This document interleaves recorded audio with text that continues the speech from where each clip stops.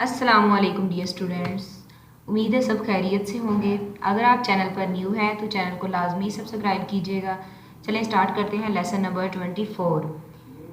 Topic number 100 है हमारे पास और हमें सबसे पहले की एग्जांपल दी गई है। Government expenditure G satisfies the differential equation. हमें एक डिफरेंशियल इक्वेशन दी गई है। G is measured in billions of dollars and time T is in years. तो हमने सब फाइंड क्या करना है, दो पार्ट दिए गए हैं। Solve this equation to express g in terms of t. दूसरा है find the value of g t is equal to 6। Round your answers to 3 significant figures, यानी हमारा जो आंसर होना चाहिए वो पॉइंट के बाद राउंड अबाउट 3 नंबर्स होना चाहिए। चलें स्टार्ट करते हैं। सबसे पहले हमने क्या करना है, हमें एक डिफरेंशियल इक्वेशन उन्होंने दी है, तो उसके बाद हमने ये देखना है, ये एमसीक्यूज आ जाता है जो भी बताने जा रही हूँ आपको मैं। ये जो डिफरेंशियल इक्वेशन है ना, ये हमारे पास first order linear differential equation है। एमसीक्यूज में पूछा जा सकता है, आप हम पिछले मॉड्यूल में पिछले लेक्चर्स में ये पढ़ चुके हैं। First order linear differential equation कौन सी होती है। तो नेक्स्ट क्या किया है, यहाँ पे वेरिएबल को सेपरेट किया है। चलें जैसा कि यहाँ पे रीअरेंज कर लिया है। D y by d t किसके बराबर है, 0.05 ए के बराबर है और बी 0 के बराबर है। तो अब हमने देखना है कि ये कौन सा केस है। होमोजीनियस केस ए की सूरत में होता है जब ए डज नॉट इक्वल्स टू 0 और बी इज इक्वल टू 0 होगा। तो जैसा कि जो हमारे पास अभी इक्वेशन है d g over d t plus 0.05 g is equal to 0, तो यहाँ पर हमारे पास b 0 है, a does not equal to 0 और ये डिवाइड बाय डी टी है। नेक्स्ट देखिए हमारे पास ये definite solution of time path का फार्मूला है। तो होमोजीनियस केस के लिहाज से ये हमारे पास फार्मूला ऐसे होगा, y into T is equal to y into 0 e की पावर -8t। b हमारे पास होमोजीनियस केस के लिहाज से b इज इक्वल टू 0 होता है, तो इसलिए ये दोनों वैल्यू 0 हो जाएंगी, तो ये लिखने की भी ज़रूरत नहीं है। अब क्या करना है, अब हमने सबसे पहले इनके वेरिएबल्स चेंज कर देने हैं। हमें जो क्वेश्चन में हम यूज़ कर रहे हैं वो g है, तो हमने ऐसे ही करना है, g into T is equal to g into 0 e की पावर -8t। चलें जी, हमारे पास g इंटू 0 की वैल्यू क्वेश्चन में हमें दी गई है स्टेटमेंट में 500, a की वैल्यू 0.05t। चलें यहाँ पर हमारा a पार्ट हुआ कंप्लीट। अब हम b पार्ट की तरफ आते हैं। b पार्ट में हमने क्या करना है, b पार्ट में हमने जस्ट t की जगह पर 6 पुट कर देना है, इसी इक्वेशन में जो हम अभी फाइंड किया 500 e की पावर -0.05t की प्लेस पर सिर्फ 6 पुट कर देंगे। अब हमने इन दोनों को मल्टीप्लाई करके एक्सपोनेंशियल की कैलकुलेटर से वैल्यू फाइंड कर लेनी।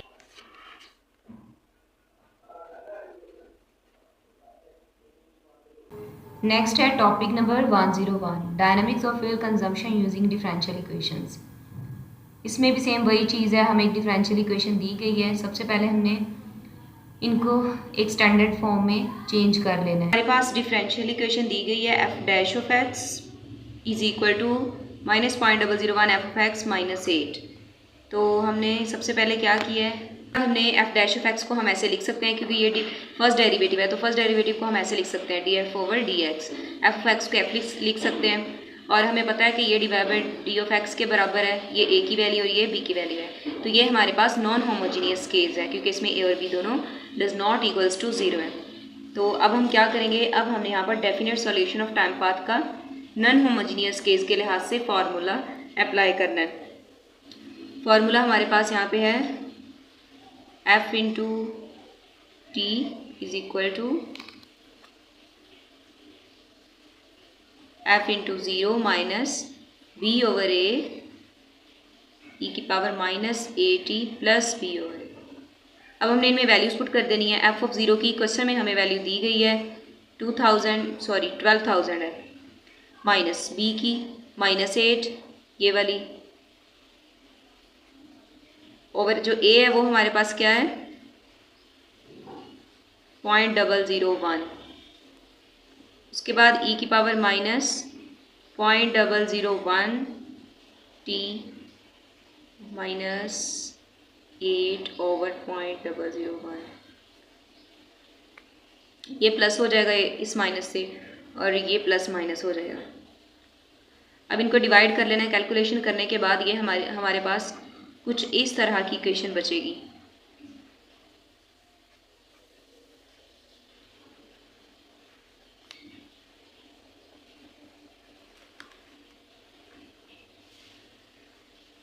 नेक्स्ट हमने क्या करना है,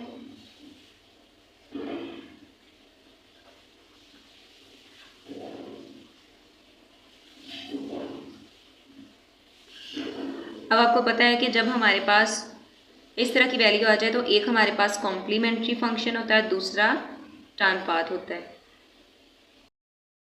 चलिए यहाँ पर मैंने एक टेबल बना लिया। टी की वैल्यूज हमने फर्ज कर ली हैं 0 to 10 और कॉम्प्लीमेंट्री फंक्शन है, ये जो फर्स्ट वैल्यू होती है इक्वेशन में वो कॉम्प्लीमेंट्री फंक्शन होती है और जो टोटल वैल्यू उसे हम टाइम पाथ फाइंड करने के लिए यूज़ करते हैं। तो यहाँ पे हमने क्या किया है, अब हमने क्या करना है, फर्स्ट पार्ट में हमने जहाँ जहाँ पर टी है वहाँ पर 1 by 1 0 1 2 इस तरह पुट करते जाना है। सबसे पहले हमने क्या करना है, 20,000 e की पावर -0.001 और t की जगह पर मैंने क्या पुट कर दिया 0। तो मेरे पास जो वैल्यू आएगी वो है 20,000। उसके बाद मैंने क्या किया है, मैंने 20,000 e की पावर -0.001 और t की जगह पे 1 पुट किया है। तो ये हमारे पास 1 पुट करने से वैल्यू आ जाएगी 19980। उसके बाद इसी तरह से हमने इस 1 की जगह पर 2 पुट करना है, तो ये हमारे पास आ जाएगी 19960 समथिंग। उसके बाद इसी तरह से 3 पुट करेंगे तो ये हमारे पास आ जाएगी 19940। इसी तरह से ये आंसर्स जो आए हैं, तमाम आंसर्स में सिर्फ हमने 8000 प्लस करते जाना है।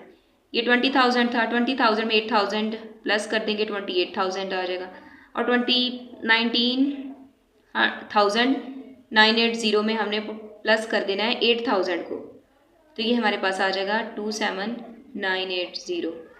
उसके बाद इसी तरह से इस वैल्यू में हमने प्लस कर देना है 8000 को, तो ये हमारे पास आ जाएगा 27960। इसी तरह करते जाना है ये प्रोसेस, तो ये कंप्लीट हो जाएगा। नेक्स्ट है topic number 102, dynamics of unemployment using differential equations.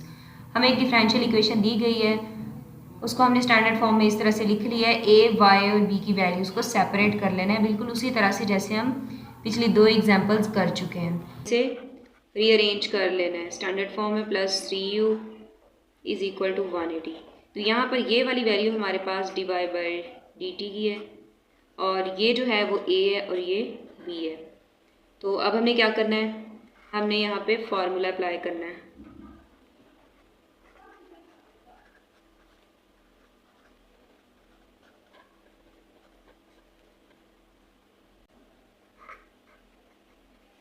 y into 0 की जो वैल्यू हमें दी गई है, क्वेश्चन में दी गई है 150 माइनस b की वैल्यू हमारे पास 180 है, a की वैल्यू 3 है।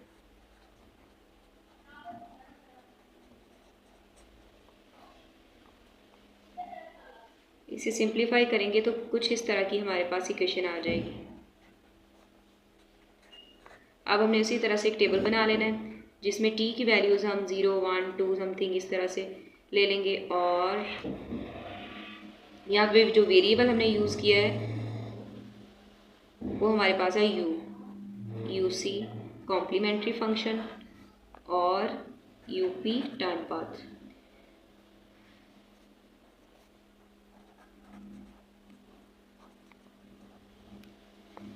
ये वाली सिर्फ जो एक्सपोनेंशियल फंक्शन वाली वैल्यू है ये कॉम्प्लीमेंट्री फंक्शन में हम लिखेंगे। हमने क्या करना है, 90 e की पावर -3 t की जगह पर ये 0 पुट कर देंगे तो ये हमारे पास आ जाएगा 90। इसी तरह से अब हम इस t की जगह पर 1 पुट करेंगे तो ये हमारे पास आ जाएगा 4.48 समथिंग। इसी तरह से जब हमने 2 पुट किया एक्सपोनेंशियल फंक्शन में तो ये हमारे पास 0.22 समथिंग। 3 पुट करेंगे 0.011 समथिंग आ जाएगा। इसी तरह से फिर ये जो आंसर्स आए होंगे ना उनमें हमने 60 को ऐड करते जाना है। 90 प्लस 60 ये हमारे पास आ जाएगा 150 और 4.48 समथिंग ये हम जब ऐड करेंगे 60 में तो ये हमारे पास आ जाएगा 64 पॉइंट समथिंग।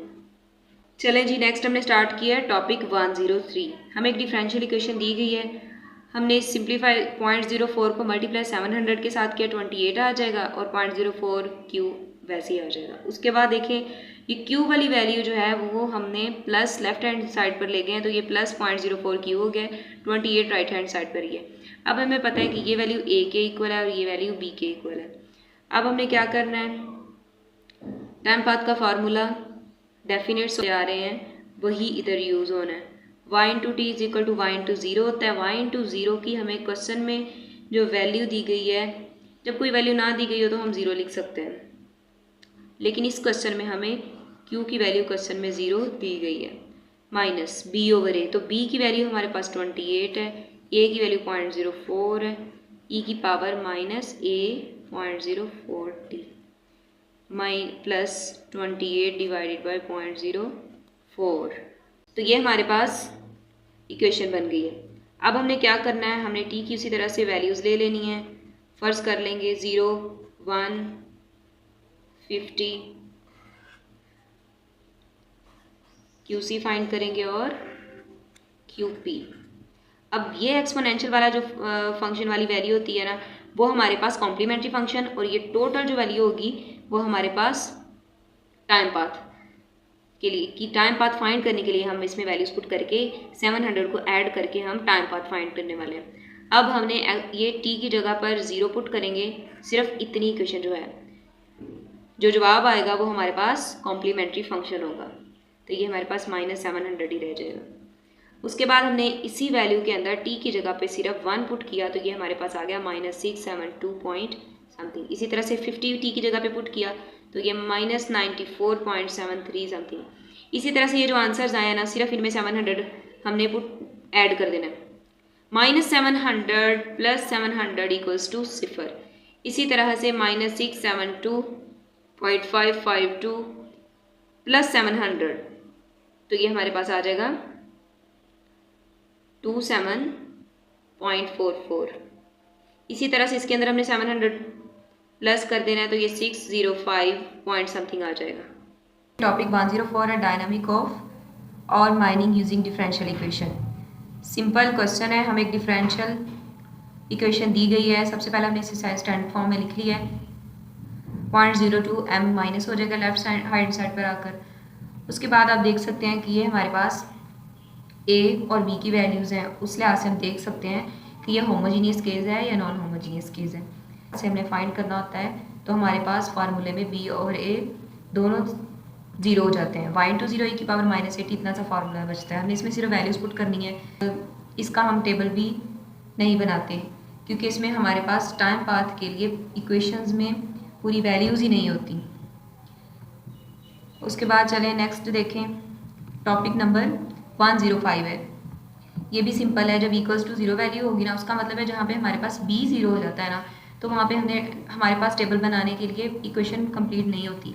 तो हमने सिर्फ और सिर्फ जो हमारे पास डेफिनेट सॉल्यूशन फाइंड करने के लिए जो फार्मूला है, तो वो हमने फार्मूला अप्लाई करके जस्ट y इंटू 0 की वैल्यू हमें दी गई है 50 है और a की वैल्यू है हमारे पास b तो 0 है ना, तो a 0.2 है, तो हमने पुट कर देनी है। सिंपल सा हमारे पास आंसर आ जाएगा। तो पेपर में डायग्राम बनाना ज़रूरी नहीं है, डायग्राम के मार्क्स नहीं होते। 106 टॉपिक है, यहाँ पे देखें क्या किया हुआ है। पीछे मैं एक टॉपिक करवा चुकी हूँ इस तरह का, df over dt is equal to 0.12 है, 80 माइनस f है, तो 0.12 को जब 80 से मल्टीप्लाई करेंगे तो ये 9.6 आ जाएगा, और 0.12 हम f के साथ मल्टीप्लाई करेंगे तो ऐसे ही लिख देंगे। फिर ये जो नेगेटिव वाली वैल्यू f वाली वैल्यू है ना, जिसके साथ वेरिएबल होगा, उसे हमें लाजमी डेरिवेटिव के साथ लेफ्ट हैंड साइड पे ले जाना होगा, तो ये प्लस हो जाएगी, और जो कांस्टेंट है उसे राइट हैंड साइड पर ले आएंगे, और जो कांस्टेंट होगा वो हमारे पास b होगा। तो यहाँ पर ये वैल्यू हमारे पास नॉन होमोजीनियस केस है, a और b नॉन ज़ीरो है। आगे देखें, हमने यहाँ पे फार्मूला डेफिनेट सॉल्यूशन का यहाँ पे फार्मूला अप्लाई किया। फार्मूला अप्लाई करने के बाद a और b की वैल्यूज़ पुट कर दी है। वैल्यूज़ पुट करने के बाद हमने सिंप्लीफाई किया, हमारे पास ये इक्वेशन आ जाएगी। उसके बाद हमने यहाँ पे हमारे पास टाइम पाथ फाइंड करने के लिए पूरी इक्वेशन है, तो इसका मतलब है तमाम वैल्यूज़ हैं तो हम यहाँ पे टेबल बनाएंगे और वैल्यूज़ को फाइंड करेंगे। तो इसी तरह से वैल्यू फाइंड करना मैं आपको बता चुकी हूँ।